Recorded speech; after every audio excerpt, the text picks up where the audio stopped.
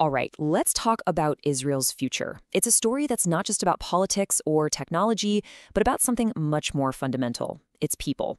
And to really get a handle on what's coming, we're going to dive into some absolutely critical research from Kirill Schreberman and Alex Weinrib at the Taub Center. What they've uncovered points to some really profound challenges on the horizon. Okay, so to kick things off, I want to focus on just one number. A single powerful number that makes Israel an outlier. I mean, a real exception among all developed nations. And that number is 3. 3.0. That's the country's total fertility rate, the average number of kids a woman has over her lifetime. Now, to put that into perspective, 3.0 is nearly double the average for other high-income countries in the OECD. We're talking about an average of 1.6 everywhere else. And look, this isn't just some dry statistic on a page. No way. It's the engine driving a uniquely young and fast-growing population. It's a demographic reality that's just completely different from the rest of the developed world. But here's the thing. This explosive growth, it's not happening evenly across the country. Not at all. And to really get what that means, we've got to peel back the layers. So here's what we're going to do. First, we'll break down the nation into 3 distinct groups. Then we'll dig into the huge economic gaps between them. After that, we'll see how all this adds up in what the researchers call the fiscal equation. And then we'll look at where this is all headed by 2050, and finally, face the really tough, critical questions that this research puts on the table. All right, first up, the people. You see, you can't really think of Israel's population as one single uniform block. It's much more accurate to see it as 3 very distinct groups, each with its own unique structure and, frankly, a completely different path forward. So, let's start with the largest group, the non-Haredi Jewish population. They make up roughly 2/3 of the country. Now, if you were to look for a profile that's kind of similar to other developed nations, this would be it. We're talking stable, slow growth, a population that's gradually getting older. And to give you a mental picture, think about it like this. For every one person over the age of 65, you've got about 3 kids. Okay, next up, we've got Israel's Arab citizens. This group makes up just over 1/5 of the total population. And what's really fascinating here is that this group has gone through an incredible demographic shift. I mean, fertility rates have just plummeted over the last few decades. The result? Their age structure is flattening out, and you know what? It's starting to look a lot like the non-Haredi population we just talked about. And that brings us to our third and final group, the Haredi, or ultra-Orthodox Jewish population. Right now, they're about 12.5% of the total. And, well, this is where the story takes a sharp turn. The profile here is just completely different. It's all about a very high and very stable fertility rate. The result is an incredibly young population. So remember that 3-to-1 ratio of kids to seniors in the other groups? Forget that. Here we're talking about a ratio of 10-to-1.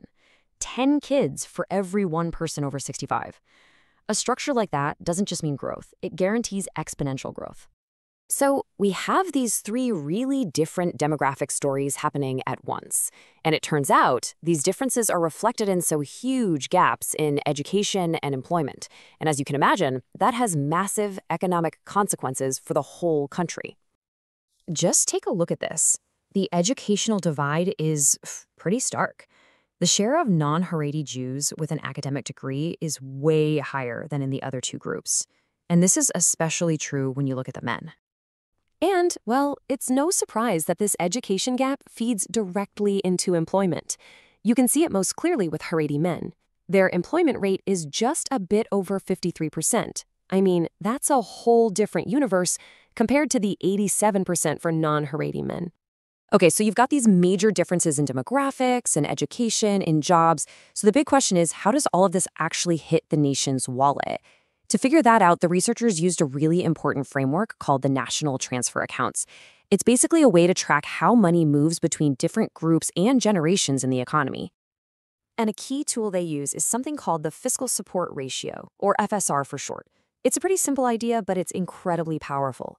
It just looks at the ratio between the total taxes a group pays and the total public services and benefits they get back. So an FSR of 1.0 means it's perfectly balanced. You pay in exactly what you take out. So, what did they find? Well, the results are pretty eye-opening. Back in 2018, the non-Haredi population was almost paying its own way, covering 95% of its public costs. But then you look at the other groups, and it's a very different picture. The FSR for the Arab population was 0.44, and for the Haredi population, it was all the way down at 0.34. So seeing numbers like that, you have to ask a really critical question. Where is this huge gap coming from? Is it because some groups are using way more public services than others? Or is it about what they're paying into the system? And the data gives us a crystal clear answer. Let's just use the Haredi population as an example. They made up about 12.5% of the population, and they received about 11.6% of public benefits. See? That's almost perfectly in line. The gap isn't coming from what they receive. It's coming from what they contribute. Their share of taxes paid was just 5%.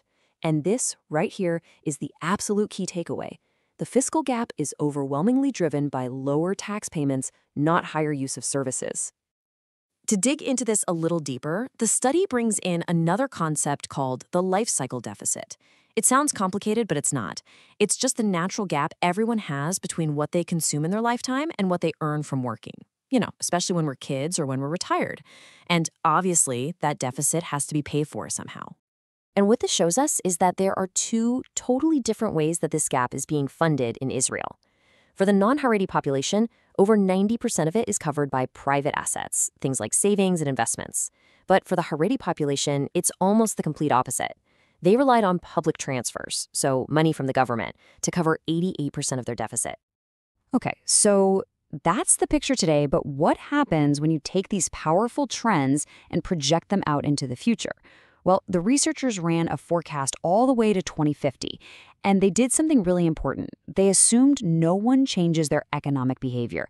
This lets them see the pure, raw impact of just the demographic changes alone.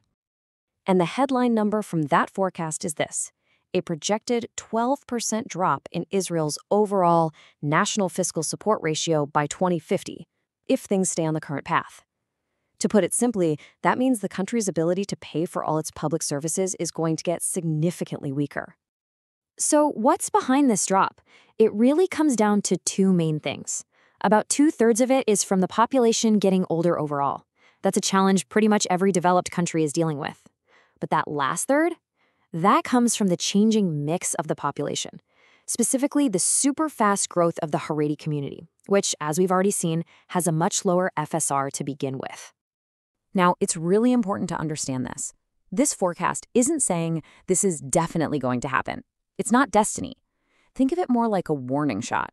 It's raising a set of absolutely critical questions that policymakers, and really all of Israeli society, need to grapple with. So, question number one, and it's the big one. As the population gets older and the mix of people changes, how on earth can the country keep its finances stable? Because what this research makes painfully clear is that the current path, well, it just isn't sustainable. And that leads to the final challenge, which really goes beyond just the numbers. It's not just an economic question, it's a social one. What kind of policies in education, in the job market, are needed to get everyone participating and contributing more? And maybe this is the toughest question of all. How does Israel create a future that's not only financially sound, but also one where everyone feels included and the society holds together? That's the real challenge for the decades ahead.